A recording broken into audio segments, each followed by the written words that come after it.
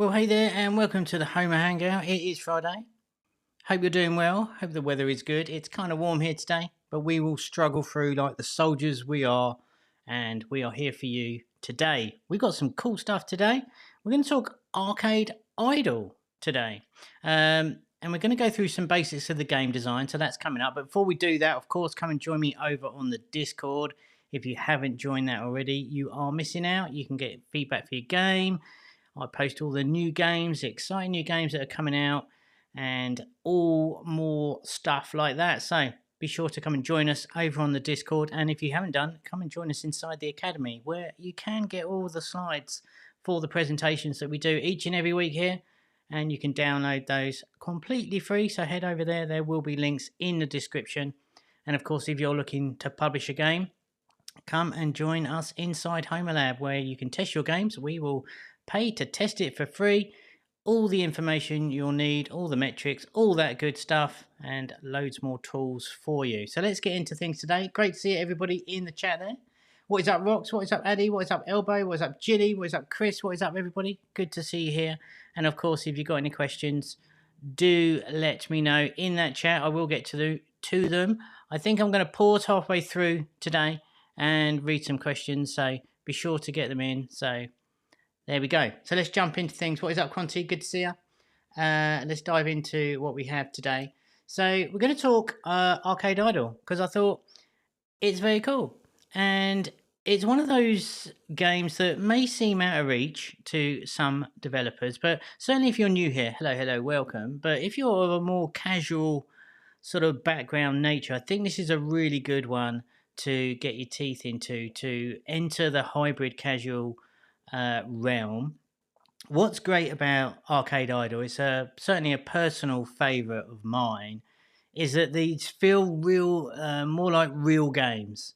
And I think it's a super exciting genre. I'm kind of into Dreamdale at the moment from Say Games. They've done a great job there. And of course, we can see My Perfect Hotel by Say Games absolutely crushing the charts right now. So there's plenty of room for innovation here. They've come a long way since actually Homer termed the Arcade Idol genre back in 2021, I want to say, with Farmland. But yeah, let's go into some things. We're going to cover the game design stuff today, the sort of 8 core pillars of what we want to think about when making Arcade Idol, and we're going to have a conversation throughout. So like I said, get the questions in. Hotel is doing really well indeed, Elbow. It is. Greetings. Hello. Hope you're doing well. So let's jump into this right now. And let's go through some of the things we're going to cover today. And this is not exhaustive. It's more of a backbone or blueprint of things you want to consider when building Arcade Idol. And I'd love to see what you guys come up with in the future. So yeah, let's go through this now. So 8 core elements of the game design of Arcade Idol. Hybrid casual game. Really lends itself well to the hybrid model. So when we're talking about hybrid casual, whether it be light or deep, there's more about that inside the Academy if you want to learn more about that. But if we're talking about that, it lends itself so well because of the monetization strands that you can have in... Excuse me, I've just got a frog in my throat. Oh, 1 second, please. Well, there we go. Sorry about that. So the different strands of monetization that you can come from this type of game. If we're looking at hybrid casual and trying to hybrid up a hyper casual game, which I think is a route that many of you guys will go. When you're looking at runners and stuff like that, like there's not that many. You can't really add stuff to that will make the monetization loops that we need in today's market to try and get that LTV up. So it's really important that you start thinking about the monetization really early, and there's certain genres that lend itself really well to that. So I wanted to go through the Arcade Idol because I think it's super important today. All right, so 8 core elements of the game design. As you can see there, we've got Farmland, which I mentioned earlier was probably the first game of that coined the term arcade idle, created by in-house team here of our market intelligence team. So kudos to them. And Farmland here looking pretty basic now, but showing its age a little bit. But I think it's a really good indication of a basic one that you can get your head around and easier to understand what's happening in that. So I highly recommend going and download that to start with anyway. So let's go through this. We're going to talk about the main character, design level concepts, objective of the game, workers and managers, workstations, gameplay resources, tools, and of course currency last but definitely not least. So let's go through that. I will stop at workers and managers, so do prompt me if I forget to stop after that, and I will go through the chat. Can see your chat. Well, in fact, to be fair, it's covered halfway through by another window at the moment, so I will get to your questions. So anything along the way, do pop it in the chat there. So let's get things going here, and let's talk about the game objectives. So these slides are going to consist of 3 sections each. We're going to define what they are. We're going to go through a couple of the brief design sort of recommendations and the importance of the section itself. So game objective, which is kind of obvious in this one. It will be the main objective of your game, but it's still really worth mentioning it because of the design aspect of this, which is of course one of the biggest ones, which is your theme, your environment, or your world scenario. So consider that you really want this to be a satisfying core loop. So what is the character going to be doing over and over and over as the main sort of core mechanic of the game? And you can see here we've got Aquarium Land, which essentially the core there is catching the fish. Obviously we've added a lot more stuff into this game since then. It's evolved quite radically, to be fair, but you can see the core in that is catching the fish and putting them in the aquariums. So think about exploration, think about building, thinking about crafting, think about wealth and resource collection, and obviously we want to be really sort of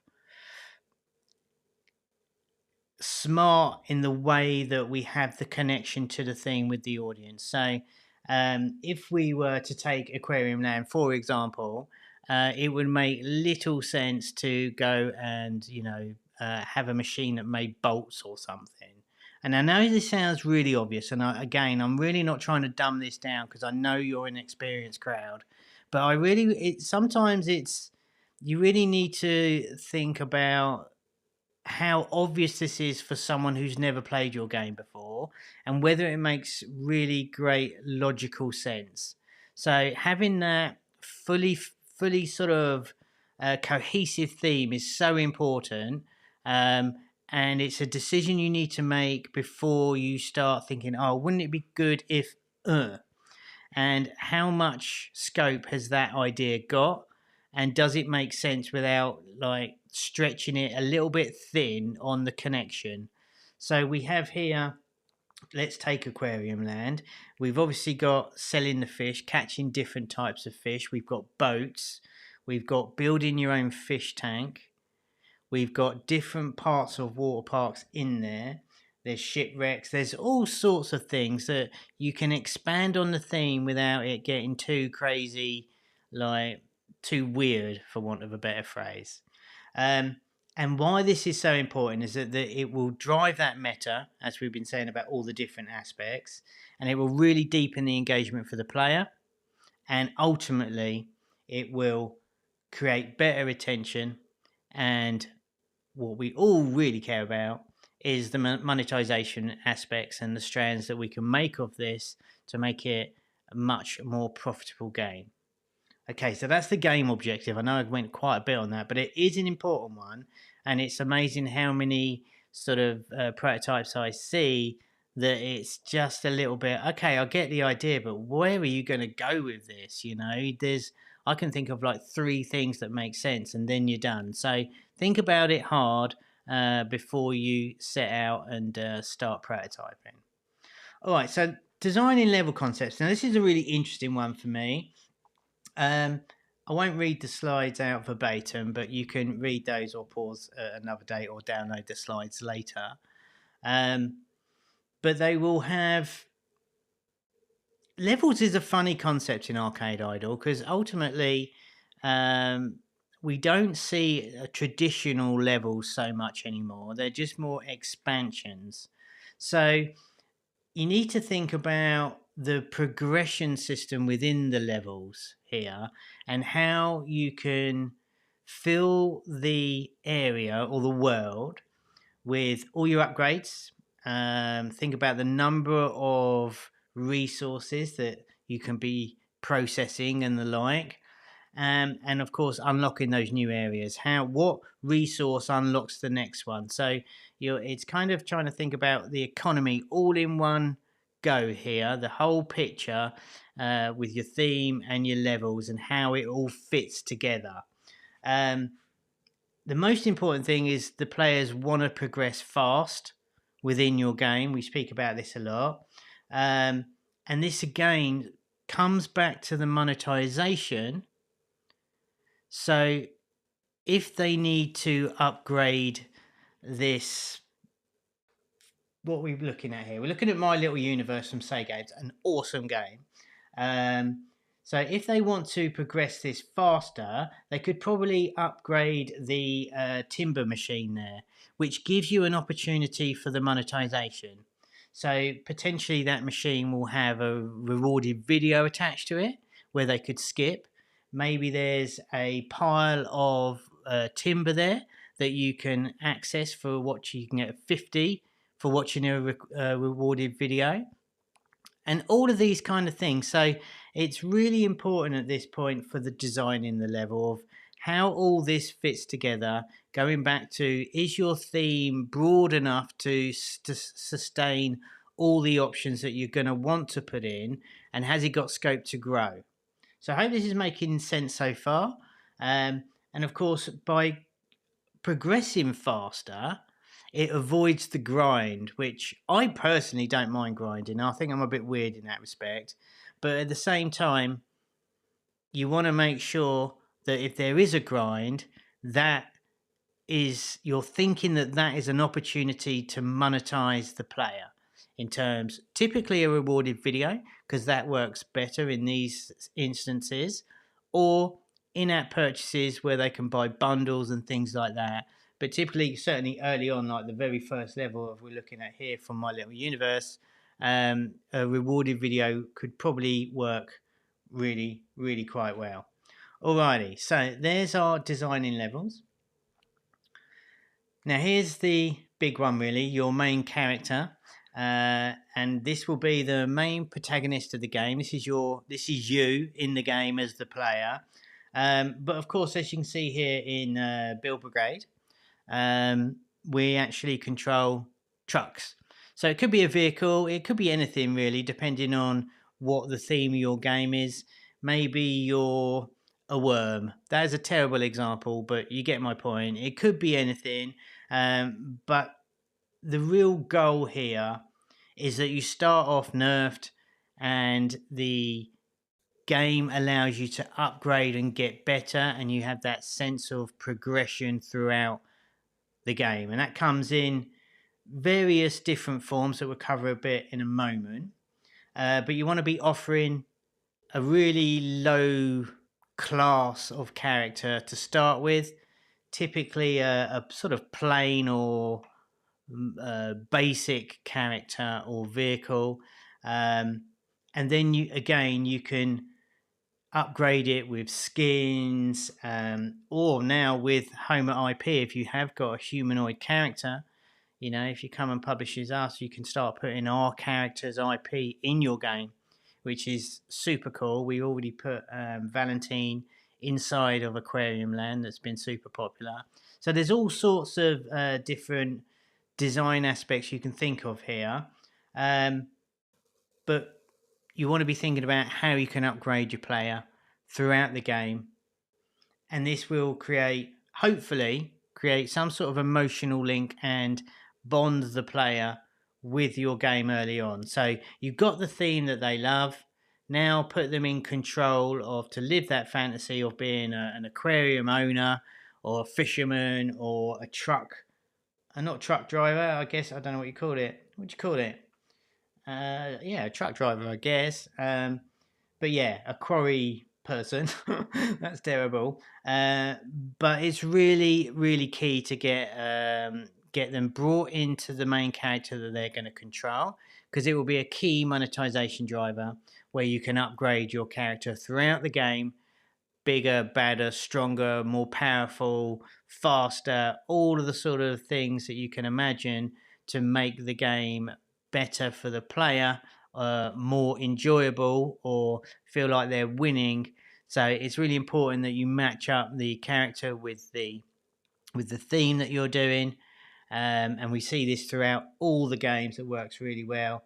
In fact, it's a bit of a shame on Build Brigade here that I had to nerf the frames to get the video that you're watching there, because the graphics on this game are absolutely stunning. And when you see here our main character here, where he picks up all the stuff, you then go on to create to operate this other sort of oh my goodness, like a masher up or I don't know, a quarry machine. But that blade is spinning super fast. It's a super juicy game, this one. I love this game. But yeah, it's really important that you get that right, and satisfy the fantasy of the player in that way. Alrighty, so next up we've got workers and managers. And these are the NPCs that will be in your game. These will be unlocked as you progress through an arcade idol. Typically for me, I like to think of these are the first things that the first goal of the game, the first significant milestone of any arcade idol is to get a manager or a worker. And these will typically just take away the mundane, repetitive tasks that you're grinding for at the start of each game. This is where the idle part of Arcade Idol comes in, and this automates all the stuff. And then as you're fulfilling the task that the game requests of you early on, that then becomes automatic, and then you move on to the next one, and that's looked after for you. And of course, this will help you along, but it should never be as quick as doing it yourself. So we're looking at My Perfect Hotel here from Say Games again, and probably I think it was number 3 in the charts right now. Big push from them. Super fun game, awesome game. Go and check it out. It's a great example. But you can see here on the video, we've got our cutie little maid here doing all the room tidying from us, a task that we can do ourselves, and we can do it much faster than her, and which we have to do in the beginning. But by upgrading to this worker, it takes that task away from us and starts generating income for us whilst we move on to other things. So it's really important part. It's the idle part of Arcade Idol. And essentially it will just make you richer, faster, and again, it opens up the monetization options where you can then upgrade your workers.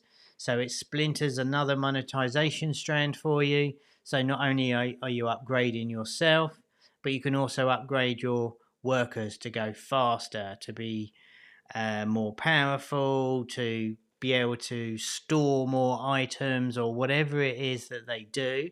They can be expanded upon, and again, you can either grind towards it or insert some monetization features there as well. So all of these things are really important, but most of all, they shouldn't take away from you, the hero or the main star of the game.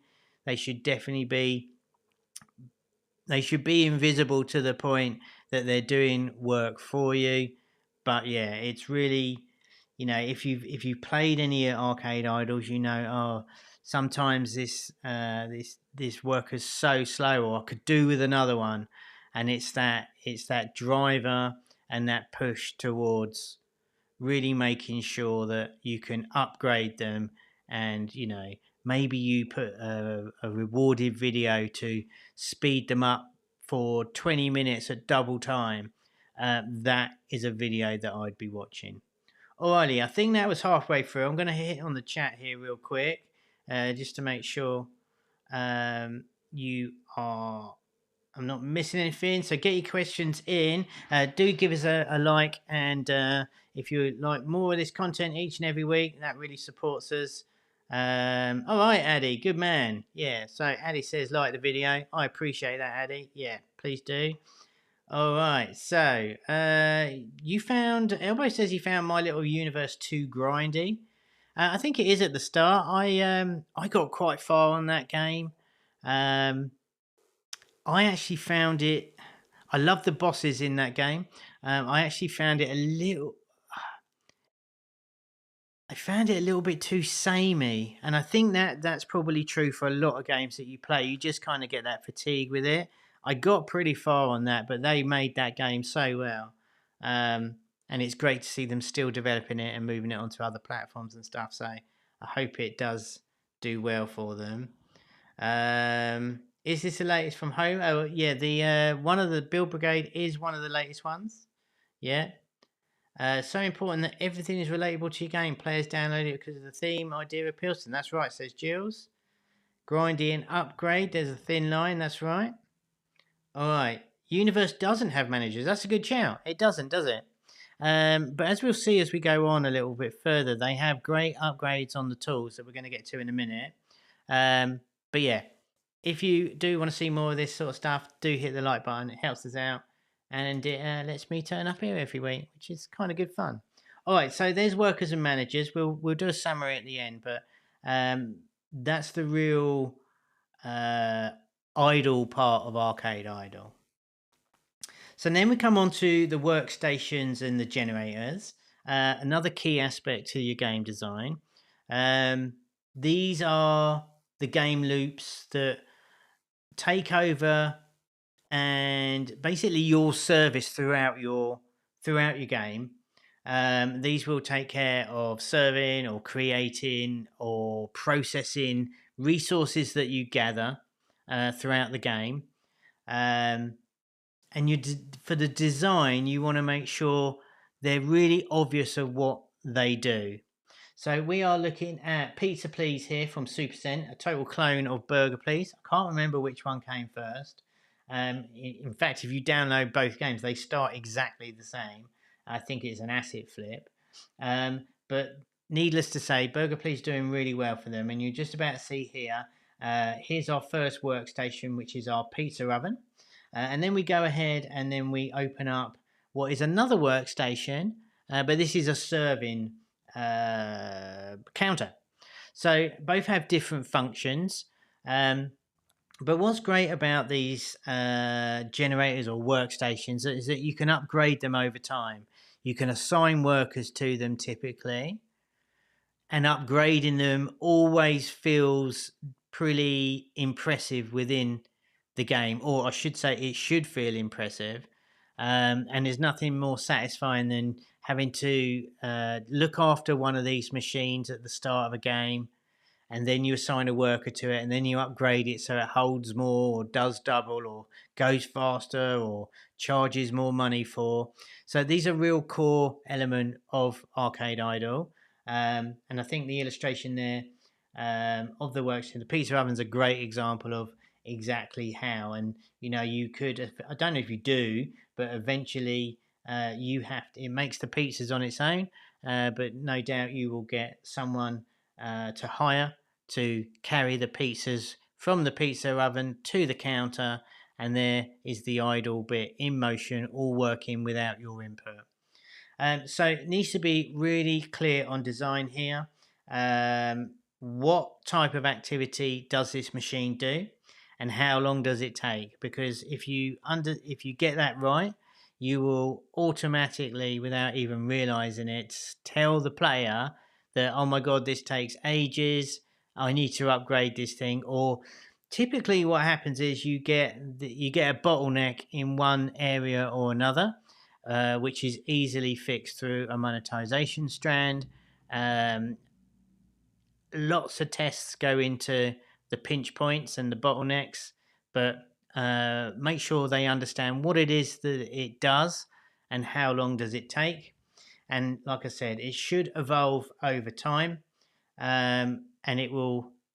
It's basically a quality of life performance enhancer once these upgrade, making you wealthier and faster at gathering resources or doing whatever the thing it is that the machine does. And these really are the pillar of your game economy. Everything typically revolves around the machines, or one way or another. Most of your goals are related to upgrading them or expanding them or making them more efficient. Um, and essentially, there are countless ways to monetize these things. I mean, you could even recolor them. You could go for the, where are we there? We could go for the Turbo Dom Gold Class pizza oven that puts another pizza oven on the workstation or something like that, or does four. You could potentially have an in-app purchase at that point where you have, for $2 you could upgrade it to the Super Turbo Deluxe that gives you 6 ovens, and there you go. So there's loads of different ways here. Again, it's what we started out with saying earlier on, that there's so many different ways to monetize these games. It really fits quite well to the hybrid model. And yeah, speed and value are most common, but like I said, you could have multipliers there.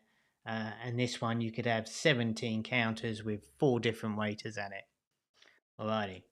I will get to your questions at the end there. Resources. So this one is a big one. We have got Dreamdale from Say Games here. These are what you're going to collect and almost certainly sell. So for this game, you'll see here we've got all sorts of resources. I know you'll probably know all these. I mean, for Dreamdale, we've got rock, fish, apples, pumpkins, and wood. The more, the better. Elbow mentioned My Little Universe. As you get further in that game, you get an absolute ton of different ones, and you have to try and remember where to find them. But the more, the better, because it keeps that engagement up. It makes it way more interesting to play.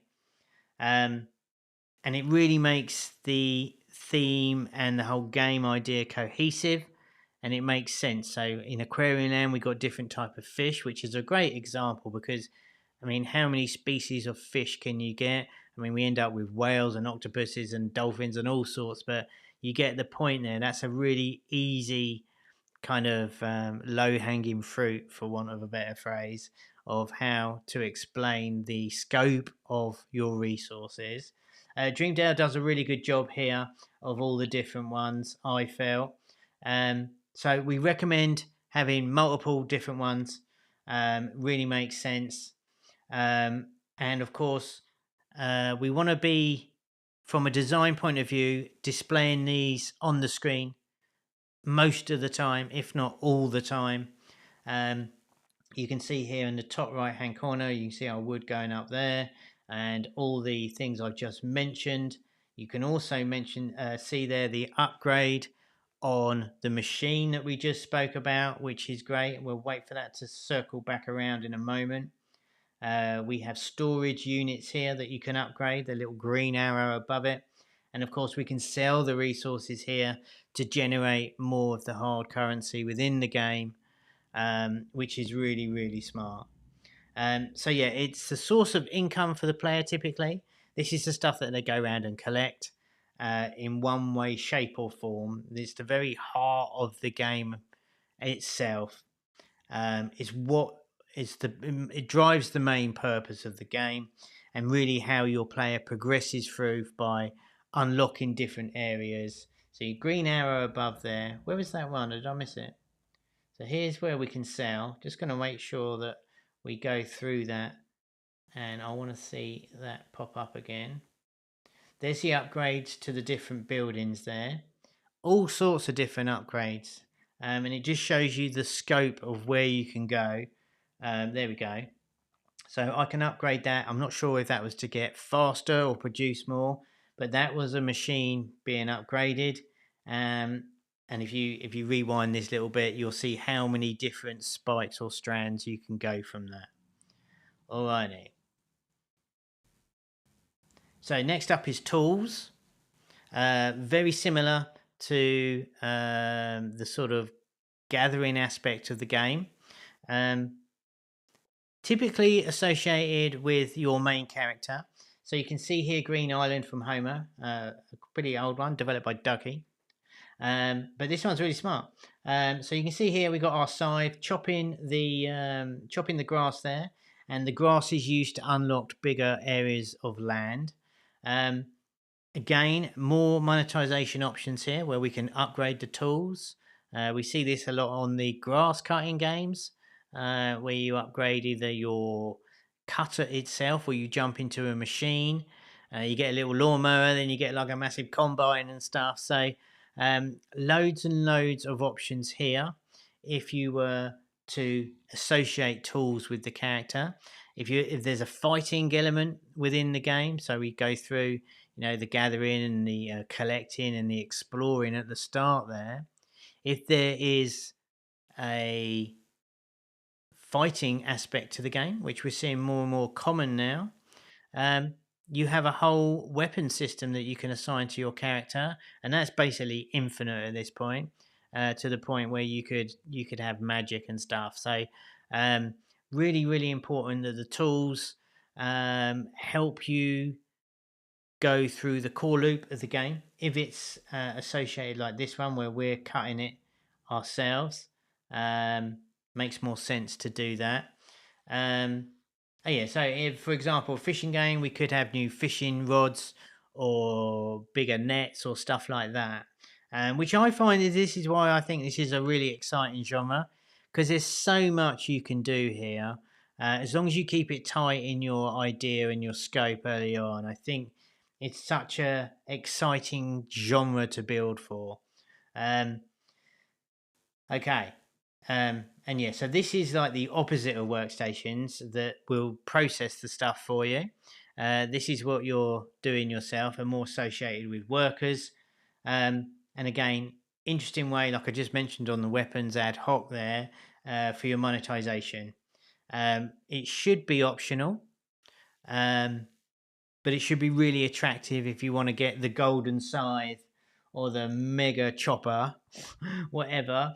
In terms of visuals and its performance, it needs to be worthwhile, of which you could have a limit for rewarded video. So get the golden scythe that takes half the time for 5 minutes for a rewarded video. Or you have the option of something like an in-app purchase for $1.99, purchase it forever. I mean, maybe you could have the pop-up on the screen and anchor them against itself, which would be a really good game. Do you want it for 30 minutes for a rewarded video? Or do you want it forever for 99 cents or whatever? Interchangeable, of course, but this is the sort of thing that you can think about as you go through, and it will serve you well in any sort of game you're building, to be fair. And last up, I think, but not least, is the currencies. So this is obviously the money that your player will earn, the hard currency, typically for the coins and stuff like that. And we can certainly recommend a hard, a medium, and a soft, and we'll go more on that as part of this series that we're going to do inside the academy. So I'm not going to go too deep on that because it's quite a vast subject. But these again should be clearly defined on the screen so the player always knows how much you got. So you can see, I've got an image of the shop there, but this just gives you, this is from Zucamon, a game from us. You can see here all the different currencies here, and we want them to spend their monies in the shop. But it's super interesting how deep you can go on this, and we're seeing the gold there as the hard, and the tickets really is the soft currency there. So you can obviously try and exchange a pack of coins. We're all probably familiar with that for some actual real dollary doos, or we have the ticket system, which can be skips. I posted on our LinkedIn group from Sammy the skip its and how they're working really well right now, where you can just finish the level with a ticket. Not too relevant for this style of game, but of course, you know, things that you can explore and do some research on what the other games are doing. And overall, this will help the player cheat, for want of a better word. We don't, as these are typically single player games, the play to win aspect is not really relevant here. We can literally pay money for our own enjoyment. So play to win doesn't really come into this scenario because it's a single player game. And yeah, you can literally have so much fun with the monetization on this. You really think about gamifying the monetization almost. And it really starts to get you thinking about building your games in a different way, and really maximize the revenues from your games, and increase that retention and your LTV. So I hope that was helpful to start off with. This is part one of a series that we're going to do inside the Academy. If we get enough likes, I will continue and go through the all designing of the shops and all of that kind of good stuff, like the full blueprint, if you're up for it. I do need to see some likes on the video. And if I get enough, I will go ahead and go through all of that in and above what else we're doing each week on the streams here. So do that if you want to see more of this sort of stuff. And yeah, I'm going to go and get on to the questions. So I hope that was fun. Let me flick back here so I can actually see the comments here. I just want to scroll up.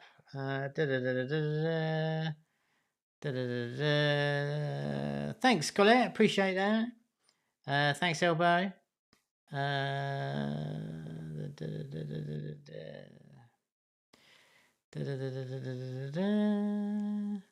Dreamdale's colours are quite eye-catchy. They are. Eye candy. Yeah, they are.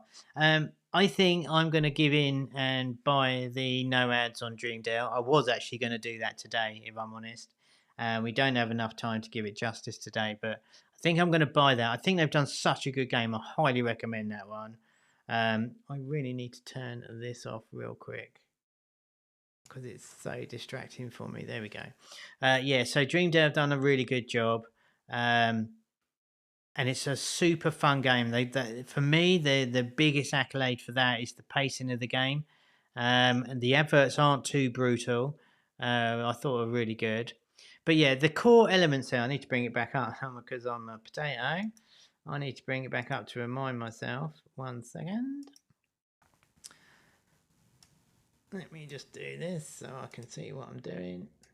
So yeah, we need to think about overall. Oh my goodness. 1 second. There we go. So, what do we think? Think about your main character. Think about how your level design. Level design is not the right word. I'm going to change that. It's your world design, I guess. Some of the games that have prestige, where you skip to the next level, I'm not a big fan of the ones that do that. I think you should have quite a decent amount of play area. Personally, they're the ones I prefer. It works differently for different cases and different themes. But your level design is really important. So if you need to unlock something over here, then you have to run all the way down there. Then perhaps you need a faster way of doing that, which opens up the more monetization. So it's all of that stuff. The good thing is that there's loads of successful games that have done this really well that you can learn from, which I highly recommend that you download some examples and play around with them. Make sure the objectives fit the theme, which I think is super important, that is often overlooked. Elbow says, I really like the weapon elements in an arcade idol. Yeah, me too. I think we're seeing more and more of that. They're going more RPG, which I think is very exciting for the developers and the publishers alike. These are real games. These are not your bubblegum hyper casual, which is nothing wrong with that, but they serve a different purpose, in my view. Hyper casual is still alive and kicking, but these are more gamers games for me. These are I didn't find myself playing too many hyper casual games for very long at all. It's just a personal taste. That is my personal taste, not the official Homer take. It's my personal taste. I'd much rather play these games as a gamer. And I think as a developer, this is a super exciting opportunity.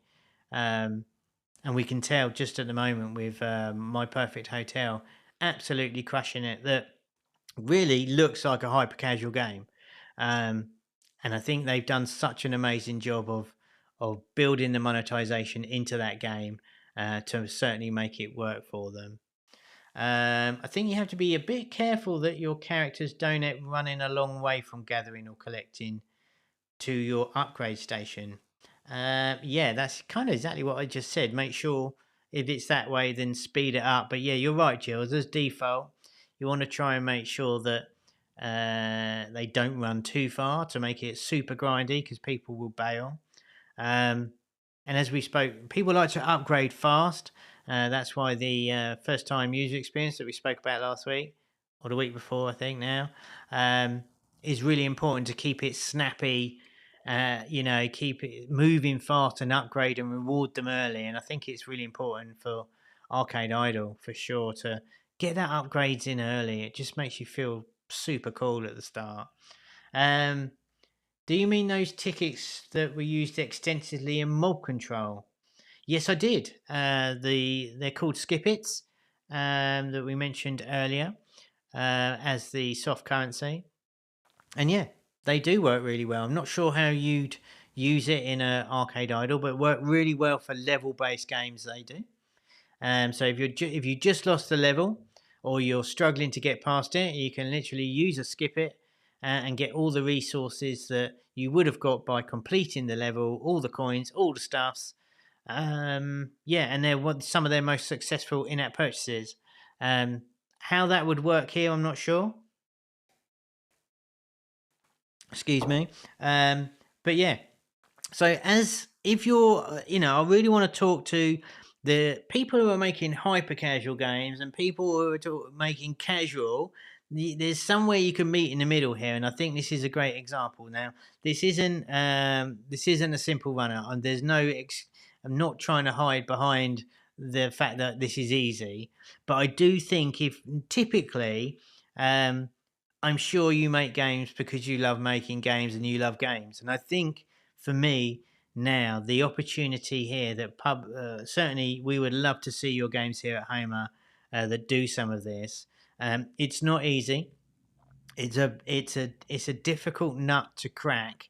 But the great thing is, as we saw with Super Cent, with Pizza Please, Burger Please has done so well for them. So even just changing it from pizza to burger, something clicked in the market there. So once you have that core base of code, basically reskinning it, you reskinning your own game to try and get that angle, or maybe each time make it slightly better or different or less glitchy or something. I think it's a really good exercise to follow. Carry dozer was what the machine which picks stuff up. Okay, I'll go with you. High pitch as always. Great material. Thanks, Geeks Noir. Appreciate that. Welcome to the stream. Great video. Thanks. How do things change if you want Arcade Idol to be the meta for hyper casual core? What shouldn't be taken away? That is an amazing question, Istok. Welcome to the stream. How do you change things if you want Arcade Idol to be the meta?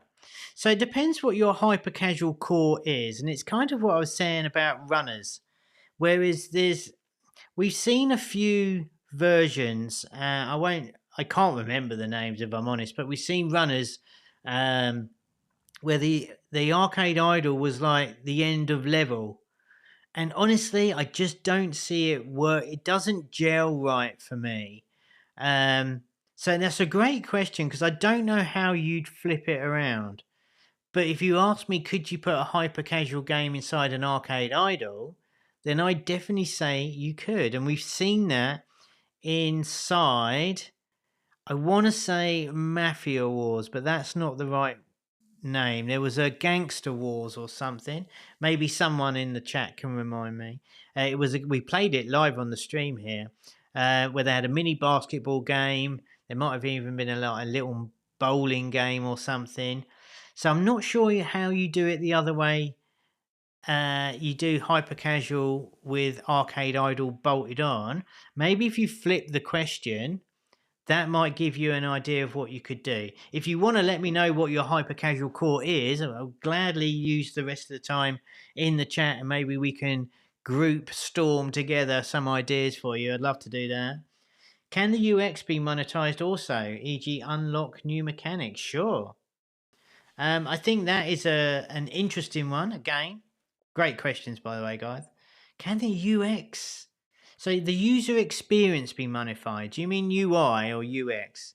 The user experience typically, I wouldn't say monetize that because that will kind of butcher the user experience if you're trying to monetize them through the experience. I'm not sure how that would work.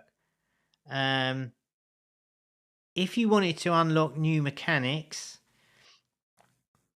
I guess you could monetize that in a way. I never forget, excuse me, in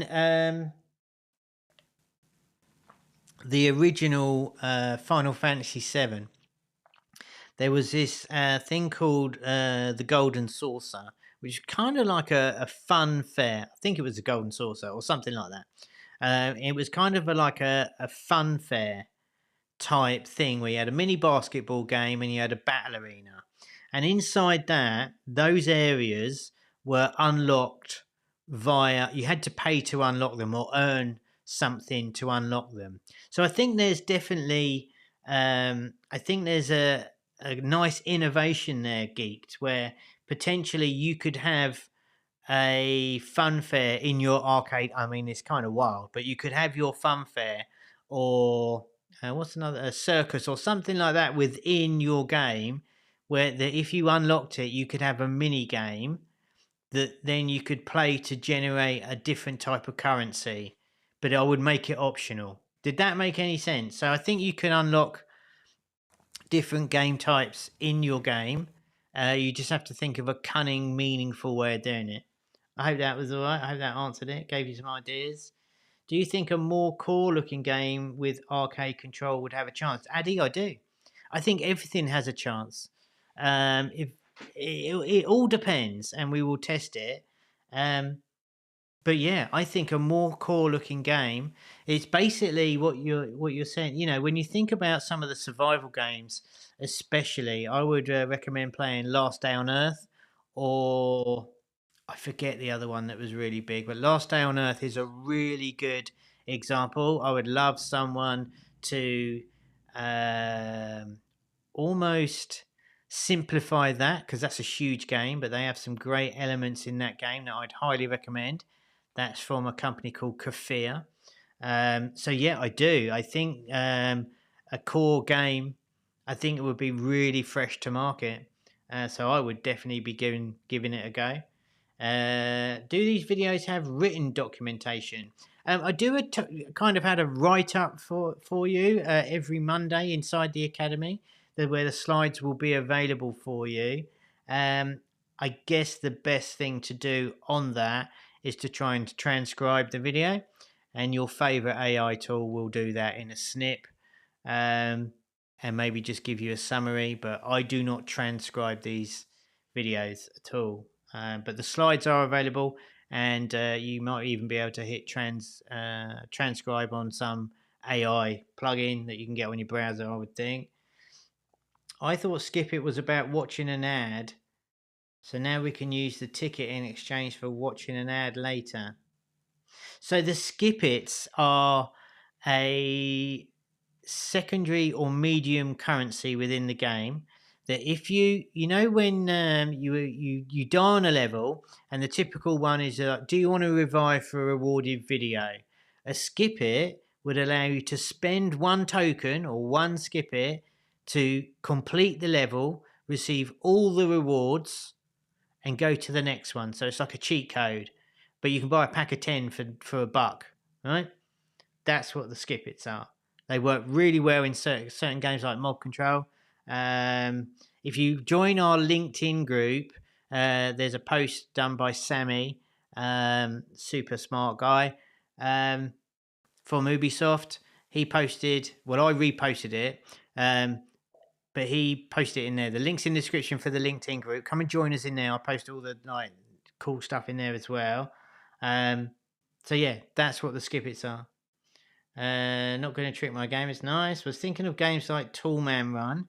They have a sort of arcade idle element in it, so I was wondering what you could shave off it to still be considered an arcade idle. I have to be honest, I don't know what is inside Toolman Run. Obviously a super successful game. I'm really sorry, I'd have to play it. I don't know the arcade idle aspect of that game, but they certainly bolted that onto that game.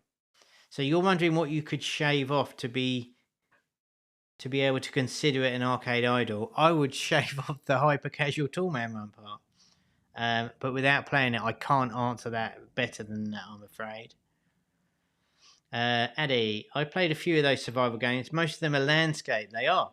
Maybe a simpler portrait one can take a fresh take on that. Honestly, Kevin speaking, I would do that. I would love to build one of those, a portrait version of that, dumbed down. And I think, honestly, concentrate on the raiding system of those games.